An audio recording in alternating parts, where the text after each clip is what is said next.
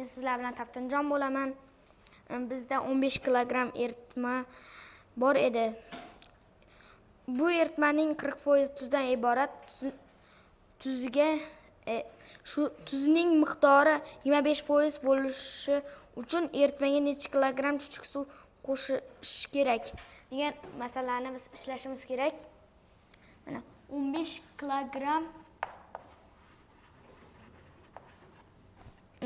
suv bor edi. Eritma bor edi. Bu eritmadan 40% tuz edi. Bu 40%ni topib olamiz. Ya'ni 15 ga ko'paytiramiz. 0.4 ga teng 6 bo'ladi. 6 kilogramm tuz bor edi.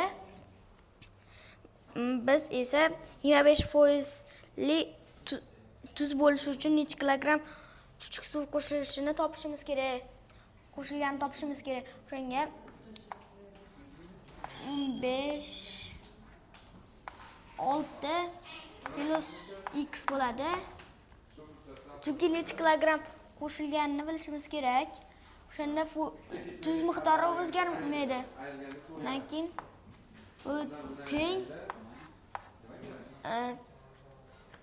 25% ga buni 100 ga oldin ko'paytirib olamiz. Ko'paytirib olib teng 25% ga keyin ko'paytirish baqa bo'lish bo'lib o'tadi. 6 15 plus x teng 0.25 bo'ladi. Endi bu baqa ko'paytirish bo'lib o'tadi. Bu 15 plus x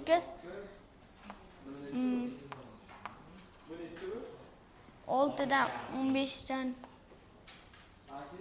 x bo'lsa x 15 plus x bo'lingan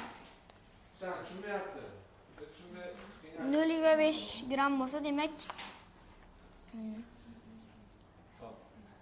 bir taqsim to'g'ri yozib oling shuni o'rniga. Bir taqsim to'g'ri? Ha. Rozimisiz? Ha. 4 da 6 ga ko'paytiring, 1 da 15 qo'shilgan x.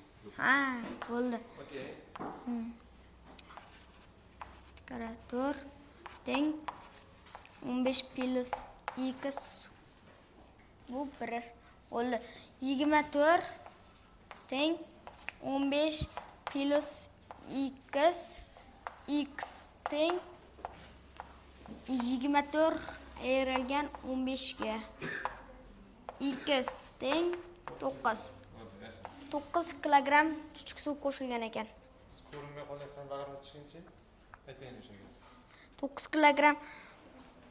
kilogramm chuchuk suv qo'shilgan ekan.